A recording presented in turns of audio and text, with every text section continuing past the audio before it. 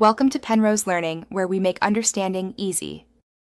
You start by removing distractions now. Collect extra phones, tablets, and smart speakers and place them in a locked box or storage. Once done, set a firm quit date this week and tell family so they support you. Make sure to replace critical functions with analog tools, alarm clock, paper planner, printed maps. This ensures you can function without screens and prevent slip-ups. You want momentum, so complete these swaps immediately and do not second-guess them. Now you change the middle of your day.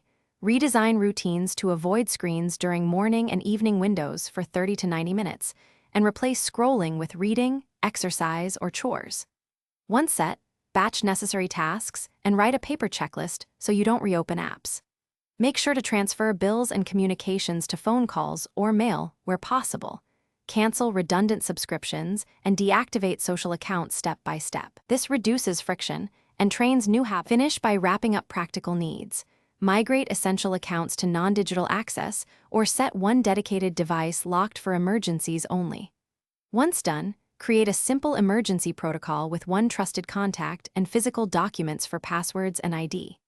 If problems arise, identify specific triggers like boredom or work pressure, then schedule short, planned check-ins to prevent binges.